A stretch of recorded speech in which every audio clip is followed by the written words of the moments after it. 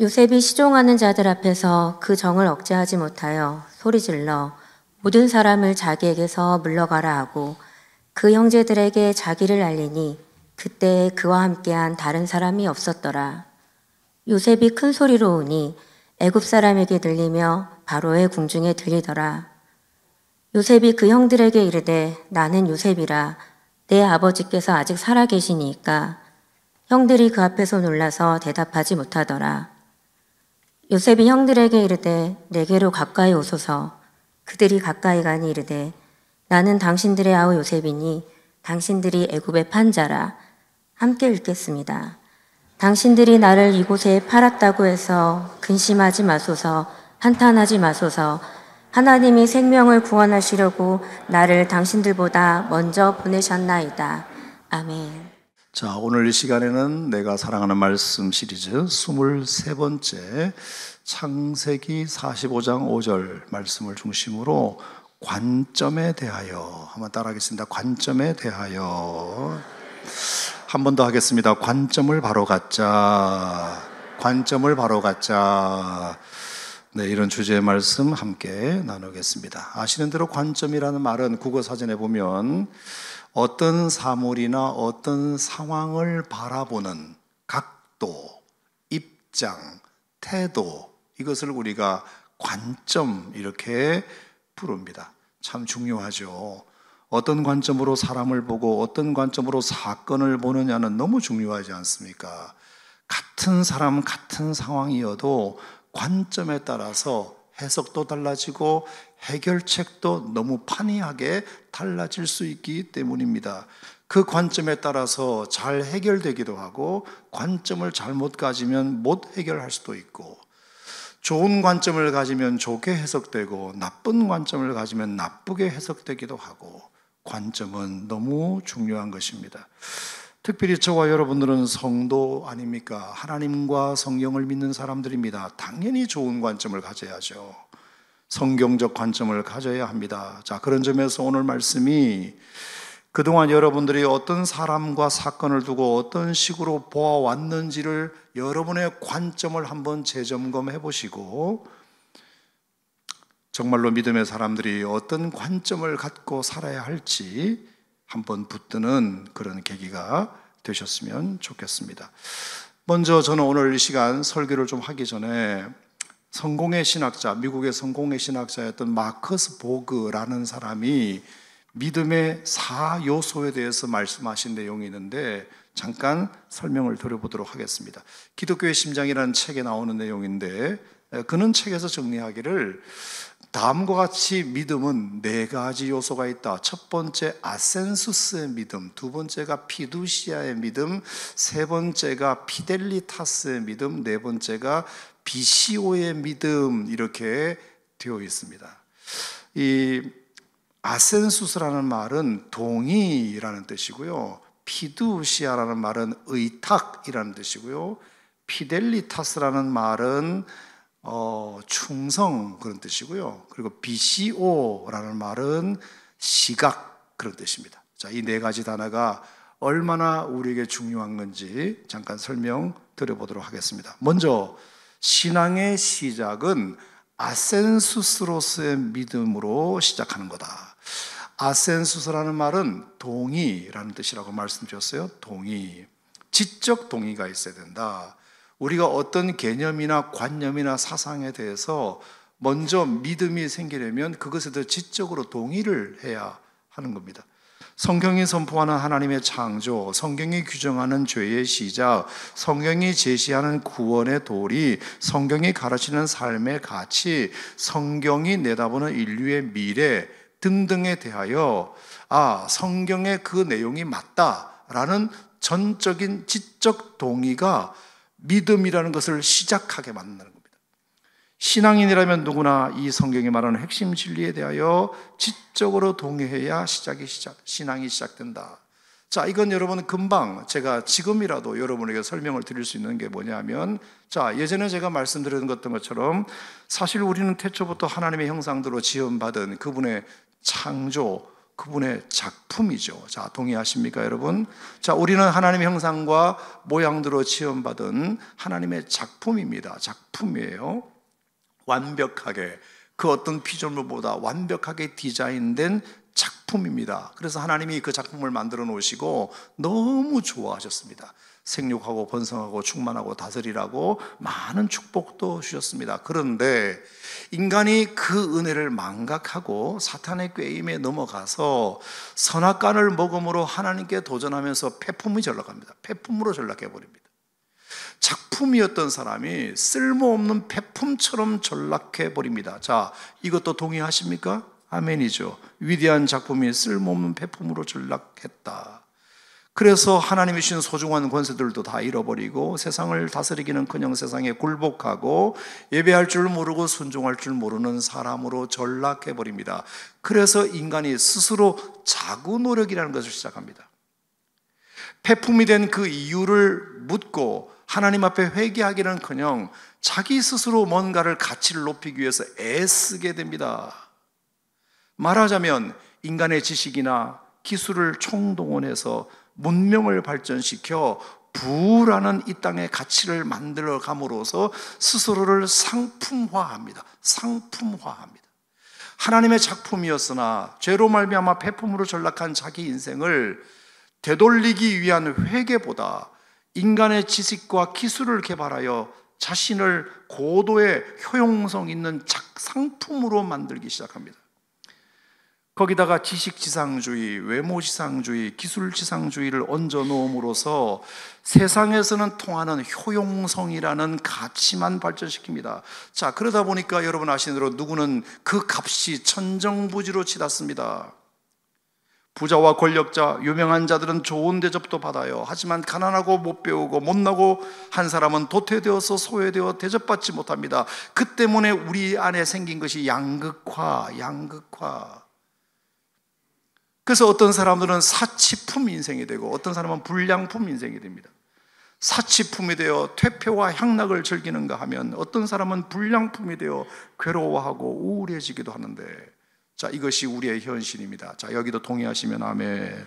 자, 그런데 감사하게도 어느 날 이 모습을 불쌍하게 보신 하나님께서 예수님을 보내셔서 이 땅에 잘못된 가치 기준을 바로잡고 진정한 가치를 다시 회복시켜 주시기 위해서 말씀이신 하나님이 육신이 되어 이 땅에 내려오심으로 십자가를 지셔서 자신을 던져, 야, 너희들은 지식이나 기술이나 돈이나 지위로 가치가 매겨지는 존재가 아니라 너희들은 너희 존재만으로도 나로부터 충분히 사랑받을 자격이 있는 사람이라는 것을 가르쳐 주시고 십자가에 피 흘려 죽으심으로 우리를 구원하시고 성경대로 부활하심으로 우리 인생의 새로운 주인이 되어 주십니다.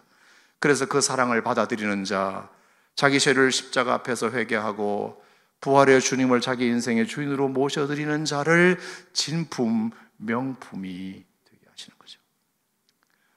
작품으로 창조되었으나 선악과를 먹음으로 폐품으로 전락한 인생, 그것을 회복하기 위한 자구 노력으로 자신을 상품화시켜서 양극화의 그늘만 빚어낸 이 땅에 주님이 무엇을 더할 것도 없고 더할 것도 없는 하나님께서 여전히 그들을 사랑하신다는 것을 보여주시고 십자가에 피 흘려 죽으심으로 그 십자가가 하나님이 우리를 얼마나 존재만으로도 사랑하시는지를 가르쳐 주시고 증명해 주심으로 말미암아 우리를 다시 진품, 명품이 되게 하셨습니다. 동의하십니까, 여러분? 더 감사한 것은 그 진품, 명품과 같은 우리를 세상 끝날까지 주 품에 품어 주신다는 겁니다.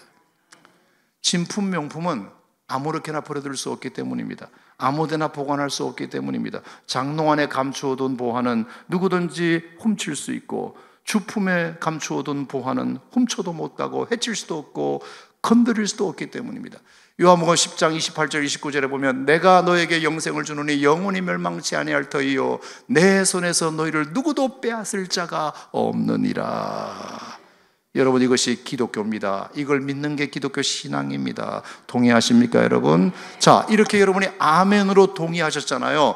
지적 동의, 아센수스의 믿음이 신앙을 시작하게 만든다. 시작하게 만든다. 하지만 여러분, 이것만이 믿음의 전부는 아니죠. 마커스 보그가 두 번째 믿음의 요소가 필요하다. 그게 피두시아의 믿음, 피두시아의 믿음. 의탁하는 믿음, 의탁. 진리의 아센수스라고 동의했으면 그 진리에 당신의 인생을 이제 전적으로 의탁해야 한다, 피두시아해야 한다. 그래야 믿음이 성장하는 것이다. 하나님이 내 인생의 주관자이심을 믿었으면 이제는 당신의 운전대를 과감하게 그분에게 맡겨야 한다. 여러분, 말이야 바른 말이지. 사실은 여러분, 그러려고 우리가 하나님을 믿은 것 아닙니까? 지적 동의로만 끝날 바에야 왜 믿음이라는 것을 갖습니까? 수고하고 무거운 짐자들아 다 내게로 오라. 내가 너희를 쉬게 하리라. 내 짐을 여호와께 맡겨버리라. 너희 염려를 주께 맡겨버리라. 너희 친히 원수를 갚지 말고 하나님께 맡겨라. 내가 갚아주리라. 왜 이곳이 우리의 마음에 와닿나요? 그러려고 믿었기 때문입니다. 그러므로 여러분, 하나님은 우리가 우리의 문제를 맡길수록 좋아하시고 맡기지 않을수록 슬퍼하시는 분이심을 믿으시기 바랍니다. 아센수스, 지적 동의로만 끝내지 말고 피두시아, 의탁하고 맡기고. 그럴 때 하나님께서 우리에게 더 강한 믿음의 성장을 허락하신다. 여러분, 제가 종이 한 장 있는데, 여러분, 이 아주 얇은 이 종이는, 자, 미안하지만 이렇게 하면 금방 뚫려요. 그리고 손으로 찢으면 그냥 찢어지는 것입니다. 너무나 약해요. 세상에 홀로 던져진 여러분 인생이 아무런 보호장치 없이 누구에게 맡기지 않고 내 인생이 찢어지지 않고 뚫리지 않으리라고 하는 것은 굉장히 어렵습니다. 그런데 여러분이 정말 하나님 말씀을 진리의 말씀으로 믿고 우리가 그 품에 나 자신을 맡기면 누구도 뚫을 수 없고 누구도 찢을 수가 없습니다. 하나님께서 우리에게 그만큼 보호자가 되어주시고 그래서 맡기라 말씀하시는데, 우리가 여기까지 나아가야 믿음이 제대로 된 믿음이 될 수 있는 것이다. 자, 동의하시면 아멘 하시기 바랍니다. 세 번째 마커스 보그가 말한 믿음이 있습니다. 그건 피델리타스로서의 믿음입니다. 피델리타스, 충성이라는 라틴어입니다. 신앙은 충성이 반드시 동반되어야 한다. 아센수스, 동의를 통하여 믿으면 시작되지만 피두시아, 맡김이 있어야 성장하고, 그리고 충성으로 나아가야 그것이 성숙이 되어지는 거다. 아무리 피곤하고 고달파도, 위험에 처하고 가난하고 병들어도, 고난이 닥쳐도, 상황이 바뀌어도 내가 믿는 진리에 대하여 충성하고 헌신하는 모습을 잃지 않을 때 우리를 성숙한 신앙인이라 그렇게 부르는 것입니다. 늘 말씀드리지만 룻기에 나오는 모압이라는, 룻기에 나오는 룻이라는 여자가 이스라엘 집안에 시집을 갑니다. 모압 여자예요. 그런데 그 집안은 자기 나라가 먹을 것 없다고 자기 나라를 버리고 다른 나라로 도망온 집안이에요. 그런데도 이유는 모르지만 그 집에 시집을 가. 아마 사랑에 눈이 멀면 그럴 수 있겠습니다. 그런데 막상 가보니까 그 집안이 어떻게 되었다? 심한 우환이 찾아왔다. 시아버지부터 갑자기 돌아가시더니 아주버님 돌아가시더니 남편까지 죽는 일이 연타로 벌어집니다. 가뜩이나 도망온 집안에, 가난한 집안에 시집 왔는데 남자 셋이 죽는 정말 엄청난 집안 꼴을 경험한 것입니다. 그러니 그 집 며느리로서는 솔직히 남편도 없고 자식도 없고 나이도 젊은데 뭐하러 그 집안에, 그 망해가는 집안에 붙어 있겠습니까? 마침 시어머니도 이렇게 말합니다. 미안하지만 너희들 돌아가라. 나도 이제 내 나라로 돌아갈란다. 그러니 니들도 지난 10년 동안 우리 집에 시집 와서 고생만 했는데 이제라도 가서 팔자 고쳐라, 재혼해라. 그러자 손윗동서는 오르바는 미련 없이 떠납니다. 그런데 룻은 남습니다. 그리고 어머니 따라가겠다고 나선 겁니다. 아니, 왜 젊은 새색시가 남편도 없고 자식도 없는데 자기 나라까지 버리고 온 그 망한 집안에 시어머니를 무슨 낙이 있다고 따라갑니까? 그런데 그 기가 막힌 이유가 룻기 1장 16절에 이렇게 표현되어 있습니다. 룻이 이르되 내게 어머니를 떠나며 어머니를 따르지 말고 돌아가라, 강건하지 마옵소서. 어머니께서 가시는 곳에 나도 가고 어머니께서 머무시는 곳에 나도 머물겠나이다. 어머니의 백성이 내 백성이 되고 어머니의 하나님이 내 하나님이 되시리니. 물론 이것을 두고 룻의 효심이라고는 혹자는 봅니다만 완전한 해석은 아닙니다. 여기는 더 중요한 하나님에 대한 룻의 피델리타스가 있었습니다. 충성이 있었습니다. 어머니, 이제 제게도 믿음이라는 것이 생겼어요. 어머니가 지난 10년간 제게 가르쳐주신 어머니 하나님이 이제는 제 하나님도 됐단 말이에요. 그래서 저는 이제 그 하나님을 버릴 수가 없어요. 남편 없어졌다고 해서 제 신앙도 없어진 건 아니잖아요. 어머니 말씀대로 제가 이 모압 땅에 남아버리면 제 팔자야 고치겠지만 신앙은 여기서 끝이잖아요. 여기는 예배당도 없고 목사님도 안 계시니까요. 저는 이제 제 인생 팔자 고치는 것보다 신앙을 지키는 것이 더 중요한 삶의 가치가 됐단 말이에요. 어머니, 남편에 있다가 없을 수도 있지만 신앙은 이제 저한테는 그런 의미 이상이에요. 어머니, 그래서 저는 여기 남을 수가 없어요. 어머니랑 같이 갈 거예요. 신앙을 위해서요. 여러분, 이것이 피델리타스, 충성의 믿음, 충성의 믿음. 물론 그렇게 해서 룻은 자기에게는 이방 나라인 이스라엘에서 가가지고 가난하고 고달프고 버거운 삶을 다시 시작하게 되지만 하루 종일 허리 한번 못 펴고 죽으라고 이상만 줍는 나날들만 이어지지만 끝까지 후회하지 않아요. 자기 선택에 대해서 후회하지 않아요. 나는 절대로 후회하지 않아. 피델리타스를 해요. 그 결과 보아스라는 유력자를 새 신랑으로 만나서 결혼해서 아이를 낳았는데 그 아이가 이름이 오벳이고 그 오벳이 이새의 아버지가 되고 그 이새가 다윗의 아버지가 되고 그 혈통을 통해서 예수 그리스도가 이 땅에 태어나시고, 할렐루야. 이것이 피델리타스, 충성의 믿음이 우리 주시는 복이다. 여러분도 그 주인공 되시기를 바랍니다. 자, 그렇다면 마지막으로 네 번째, 마커스 보그가 말한 믿음의 네 번째 요소가 뭐냐면 BCO로서의 믿음. 자, BCO는 비전, 뷰 다 같은 말인데요, 본다, 시각이라는 뜻입니다. 시각. 다시 말해서 시각을 바꾸는 것이 믿음이다. 믿음 없는 사람이냐면요, 보는 게 늘 세상뿐이겠지만 믿음을 가진 이상 하나님도 볼 수 있고 보아야 되고, 믿음 없는 사람이라면요, 어떤 문제를 볼 때에도 자기 관점으로만 보겠지만 믿음이 있는 이상 하나님의 관점으로도 보는 것.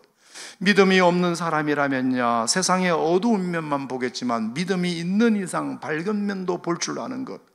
믿음이 없는 사람이라면요, 보이는 것만 보겠지만 믿음이 있는 이상 보이지 않는 이면도 볼 줄 아는 것.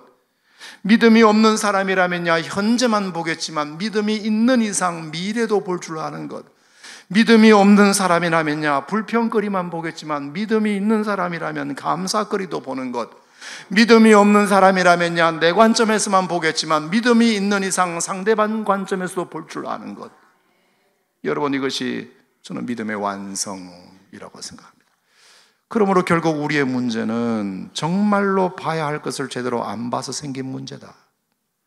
여러분, 제가 이렇게 검지손가락을 제 눈앞에 펼쳤는데 제가 이 손가락을 제대로 안 보면 여러분이 뚜렷하게 보입니다. 근데 제가 사실을 통해서라도 이렇게 제 손가락에 집중하면 여러분들 지금 거의 흐릿하게 보여요. 흐릿하게 보여요. 우리가 주님께 집중하면, 우리의 시선을 주님께 집중하면 살아계신 하나님이 우리 앞에 계심을 보게 될 것이고 세상은 눈앞에 있어도 보이지 않을 겁니다. 희미하게 보일 거예요. 정리해 보겠습니다. 믿음의 네 요소, 아센수스, 동의하는 것, 그것으로부터 신앙은 시작된다. 두 번째, 피두시아, 의탁하는 것, 그것을 통해서 신앙은 성장한다. 세 번째, 피델리타스, 그것은 충성하는 것, 그것을 통해서 신앙은 성숙한다. 그리고 마지막 BCO, 시각을 바꾸는 것, 그것을 통해서 신앙은 완성된다. 완성된다. 결국 보는 것의 차이가 믿음의 차이다.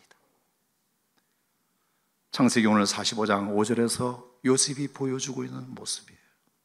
자, 뭐라고 그랬죠? 당신들이 나를 이곳에 팔았다고 해서 근심하지 마소서, 한탄하지 마소서. 하나님이 생명을 구원하시려고 나를 당신들보다 먼저 보내셨나이다. 자, 여기에 주어가 두 개가 나오는데요, 당신들이와 하나님이에요. 자, 믿음이 있기 전에는, 시각을 바꾸기 전에는 뭐라고 설명했느냐면 당신들이 문제여서, 당신들 다 당신들 때문이야. 당신들이 나를 팔았잖아. 당신들이 나를 미워했잖아. 당신들이 나를 억울하게 했잖아. 주어가 당신들이었어요. 그런데 시각이 바뀌자 하나님이가 되었어요. 주어가 하나님이 나를 보내신 거다. 내가 예전에는 몰랐다. 예전에는 당신들이 나를 팔았다고 생각했다. 당신들이 나를 미워했다고 생각했다. 당신들이 나를 상처 줬다고만 생각했다. 그런데 시각이 바뀌고 보니 하나님이 나를 팔려오게 하셨구나. 하나님이 나를 상처받게 하셨구나. 하나님이 나를 미움받게 하셨구나. 하나님이 하셨구나. 당신들이 아니라 하나님이 하셨다. 이게 45장 5절에 나오는 시각의 변화예요. 당신들에서 하나님이로. 그동안은 그렇게 보이지 않았어요. 너무 이해 안 되는 일만 이어지니까, 너무 고통스러운 일들만 꼬리에 꼬리를 무니까, 너무 억울한 일들만 반복되니까, 왜 하필 나는 아버지가 하나인데 엄마가 넷인 집안에 태어났을까? 아, 원망스럽다. 왜 나는 하필 아버지가 제일 사랑하는 엄마 라헬로 태어나가지고 이렇게 배다른 형들로부터 미움만 받을까? 아니, 내가 언제 채색 옷 입혀달라고 그랬나? 나만 사랑하다고 내가 졸른 적이 있나? 아니, 내가 형들 잘못을 좀 고자질 했기로서니 그렇게 내가 형들로부터 미움받을 일인가? 지들이 잘하면 되지. 결국은 그래서 형들로부터 살해 위협까지 당하고 급기야 애굽의 노예로 팔려가고, 그래서 시작된 요셉의 고생은 이루 말할 수 없고, 하필이면 팔려간 그 주인이 보디발인데 애굽의 서열삼위 국방부 장관이더라. 그런데 가면 벌써 종이 한둘이 아니라 수십 명이고 층층시야. 마치 군대 간 2등병이 그 위에 1등병이 있고 상등병이 있고 병장이 있어서 병장도 맞춰야 되고 상병한테도 맞춰야 되고 1등병한테도 맞춰야 되듯이, 같은 종들끼리도 너무 서열이 치열하고, 안 그래도 군불 떼고 나무하고 마당 쓸고 쇠죽거리고 작두질하고 똥 치우고 장작 패고 할 일도 너무 많은데 맨날 밤이면 1등병한테 맞고 상병한테 맞고 병장한테 맞아야 돼서 잠을 제대로 못 자는 세월을 10년 동안 살았으니 얼마나 이게 형들 때문이라는 생각이 드니까 그 10년의 세월에 그 미움이 얼마나 가득 찼겠습니까? 거기에 하나님이 하셨다고 볼 이유는 없었습니다. 거기다가 어떻게 정말 기적적으로 요셉은 가정 총무에까지 올라서 이제 좀 살만하다 싶었는데 보디발 장군의 부인께서 유혹하는 것을 뿌리쳤다는 것 때문에 또 미움을 받아서 감옥에 갇힙니다. 아니, 도대체 내 팔자는 왜 그런가? 이게 다 형들 때문이야. 이게 다 부인 때문이야. 당신들 때문이야. 당신들 때문이야. 심지어 그 감옥에서조차 술 맡은 과는 떡 굽는 과는 시중 드느라 자기 몸이라고는 전혀 돌보지 못하는 세월을 보냅니다. 정말로 내 시각으로 보면 어느 것 하나 원망하지 않을 일이었고 억울하지 않은 일이 없는 세월이었습니다. 자, 그런데 어떻게 요셉이 총리가 되어가지고 가나안의 흉년이 들어서 양식을 얻으러 온 형들을 만나게 되었으니 요셉이 그냥 두고 싶겠습니까? 그 형들을 반가운 마음이 요만큼이라도 있겠습니까? 내가 동생이라는 사실을 알리고 싶겠습니까? No! 옛날에는 힘없어 당한 것, 이제는 힘이 생겼으니 제대로 한번 내가 보복해보리라, 가만 안 두리라, 이런 마음이 들 수 있습니다. 그런데 오늘 그 요셉이 어떻게 했다? 1절에 보니까 정을 억제하지 못하여 자기도 북받치는 감정이 올라옵니다. 그래서 자기를 알려요. 그리고 2절에 보니까 큰 소리로 우니, 이렇게 돼요. 우니.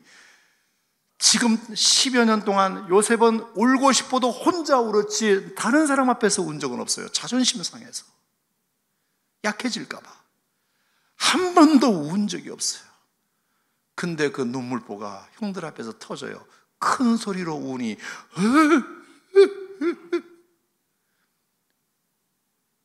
그리고 3절에 자기를 요셉이라고 소개하고 4절에는 가까이, 형님들 가까이 오세요. 너무 겁먹어서 멀리 있는 형들을 가까이 오세요. 형님들 가까이 오세요. 제가 형님들과 조카들을 잘 돌봐드릴게요. 어떻게 이런 일이, 이런 극적 화해가 일어났을까? 상황이 바뀌었기 때문일까? No. 오히려 내가 잘 되면 그 힘을 가지고 더 보복하고 싶은 것이 인지상정입니다. 상황이 바뀌었기 때문이 아니요, 정답은 요셉의 BCO 시각이 바뀌었기 때문에. 무슨 시각에서 무슨 시각으로? 내 시각에서 하나님의 시각으로, 내 관점에서 하나님의 관점으로 바뀌었기 때문이에요. 이 모든 것을 다 하나님이 하신 거구나. 당신들이 나를 판 게 아니라 하나님이 보내셨구나. Not sold, 팔려온 것이 아니라 percent 보냄받아 왔구나.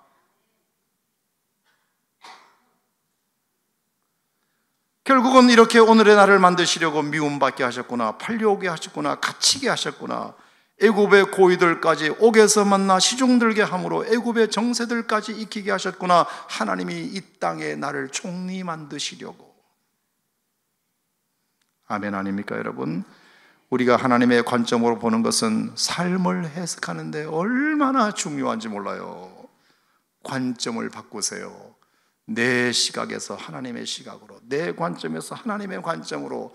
그러면 모든 당한 일들이 하나님이 하게 하셨다는 것이 고백되어지면 거기에는 선한 뜻이 있을 거라는 믿음도 생기게 되니까. 여러분, 이렇게 관점이 바뀌니까 덤으로 하나님이 주신 보너스가 뭔지 아세요? 사람과의 관계도 해결되었다는 것입니다. 자, 요셉에게는 하나님이 왜 나를 이렇게 고생시키셨냐에 대한 의문도 풀 숙제였지만 그 형들이 자기를 미워한 문제에 대해서도 풀 숙제였습니다. 근데 45장 본문에 보면 일거에 그것이 풀리는 장면이 연출돼요. 북받치는 감정이 올라오고 엉엉 울고 자기를 요셉이라고 소개하고 멀리 있는 형제들을 가까이 오라고 초대하고. 정말이지 우리가 100번 양보해서 어찌어찌 기도하고 어찌어찌 기도해서 내 관점에서 하나님의 관점으로 바꾸는 것은 어떻게 은혜 받으면 가능하다 하더라도 정말로 어려운 것은, 은혜를 받아도 어려운 것은, 상처 준 사람과의 관계를 푸는 것은 어려워요. 아무리 부흥회를 백날 참석해도 하나님과의 관계는 어떻게 회복된다 하더라도 앞에서 여전히 눈에서 왔다 갔다 하는 저 원수를 내가 용서하기는 어려워요. 막말로 하나님은 안 보이지만 사람은 계속해서 눈에 보이잖아요. 왔다 갔다. 근데 어떻게 이 요셉은 이 어려운 사람 관계 문제까지 풀었을까? 창세기 44장 27절과 33절 덕분인데요. 자, 33절을 우리 같이 한번 읽어보도록 하겠습니다. 창세기 44장 33절 다 같이 읽겠습니다. 시작. 이제 주의 종으로 그 아이를 대신하여 머물러 있어 내 주의 종이 되게 하시고 그 아이는 그의 형제들과 함께 올려 보내소서. 자, 들어보세요. 이게 무슨 얘기냐면은, 자, 요셉에게는 한 가지 걱정과 한 가지 해결할 문제가 있었는데, 한 가지 걱정은 뭐냐면, 자, 요셉은 피부치 동생 베냐민이 있습니다. 자기가 베냐민과 함께 자기 집에 살 때에도 그렇게 괴롭혔는데, 자기 요셉이 지금 애굽으로 팔려왔잖아요. 그러면 남은 동생 베냐민 하나밖에 없어. 그러면 형들로부터 얼마나 많은 상처와 아픔과 그리고 몰매를 맞았을까? 베냐민이 너무너무 걱정되는 겁니다. 그래서 요셉의 목표는 딱 하나예요. 형들 양식 사러 왔으니까 양식 돈 받고 팔면 그만이고, 어떻게 작전을 쪄서라도 베냐민을 내 품에 넣어야 되겠다. 내 동생 베냐민을 내 품에 넣어야 되겠다. 이것만 하면 된다 생각했어요. 그래서 형들에게 베냐민을 놓고 가라고 말합니다. 볼모로 잡습니다. 어떤 죄를 뒤집어 씌워가지고. 그랬더니 세상에 10수년 전에는 자기 요셉을 그렇게 돈 주고 팔아먹더니 베냐민을 놓고 가라는 요셉의 말에 발끈하면서 네 번째 형인 유다가 이렇게 말한 겁니다. 총리님, 그럴 수 없습니다. 정말로 베냐민을 볼모로 잡으시려거든 차라리 저를 잡으시고 베냐민은 풀어주세요. 그것만은 못합니다. 여러분, 이 이야기가 요셉에게는 엄청난 충격으로 들립니다. 10수년 전에는 나를 돈 받고 팔아먹더니 이제 내 동생 하나 내가 볼모로 잡겠다고 하니 형들이 나서서 안 된다는 겁니다. 차라리 제가 잡히더라도 우리 동생은 풀어주세요. 무슨 느낌이 들었을까요? 내가 걱정하고 염려 많이 했는데 생각보다 우리 동생을 우리 형들이 그동안 잘 돌봐줬구나. 고마운 마음.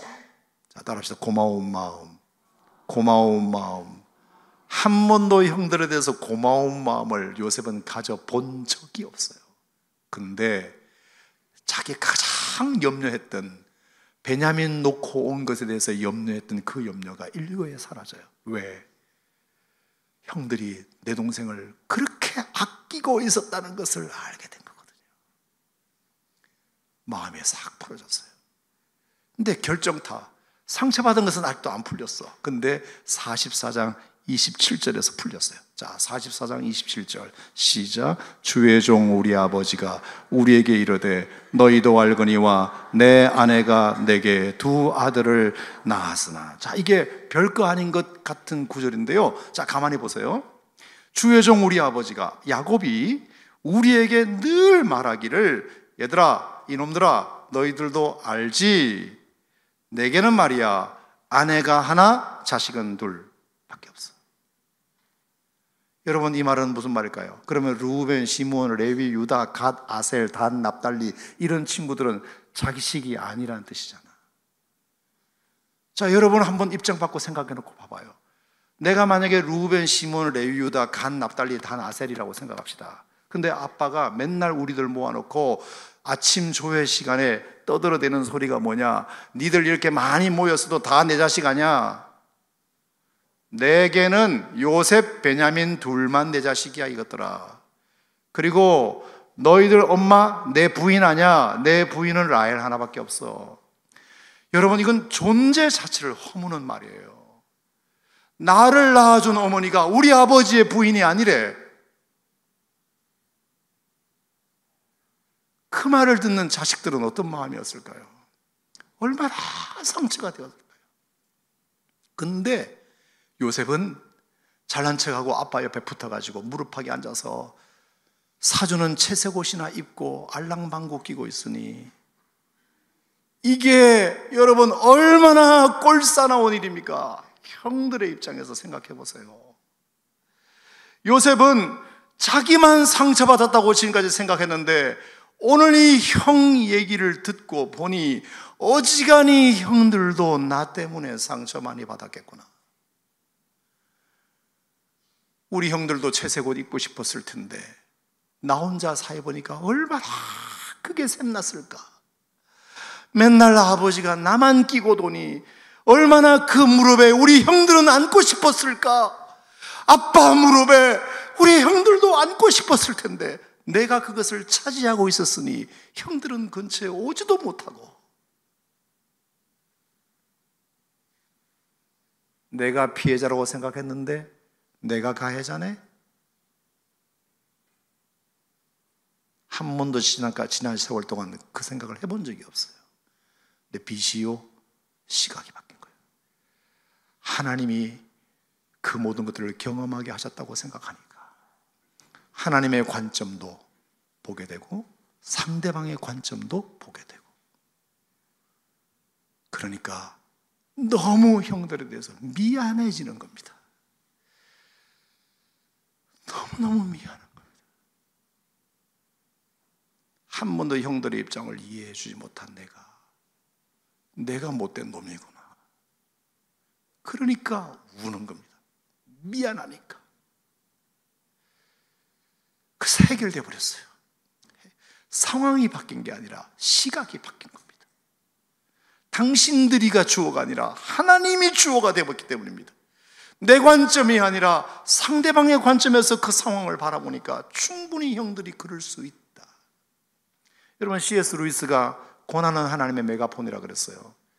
고난을 당해봐야 들리지 않는 음성이 들린다는 뜻인데 저는 거기에다 하나 포함하겠습니다. 고난은 하나님의 망원경이다. 고난당하기 전에는 보이지 않던 모습이 고난당하면 하나님이 망원경을 주시기 때문에 다 보이는 거예요. 하나님이 왜 그렇게 하셨는지가 보이고, 그리고 상대방이 왜 그렇게 했는지가 보이고, 그럼 풀어지는 거예요. 관점. 내 시각에서만 보면 아무것도 해석이 안 되지만 하나님의 시각에서 보면 해석이 되기 시작하고 상대방의 관점에서 보면 해결되기 시작하고. 아멘입니까 여러분?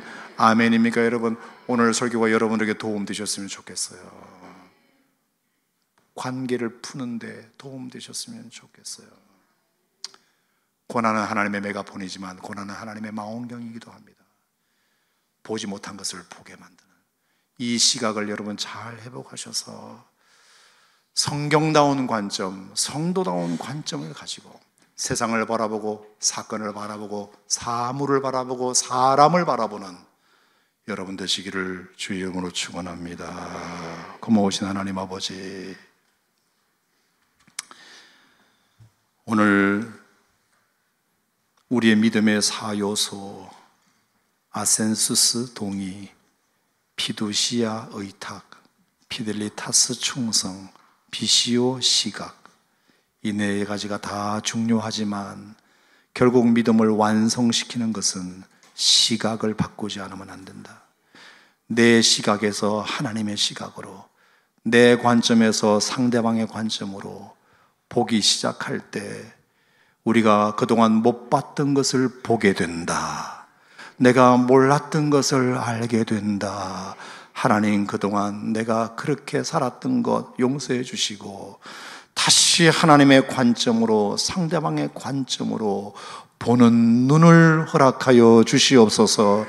내 시선을 들어, 내 눈을 들어 주를 바라볼 때 주님이 우리의 삶 속에 역사가 시작될 줄로 믿습니다. 주여, 오늘 우리에게 이 믿음 갖고 이 예배당 나가게 하여 주시옵소서.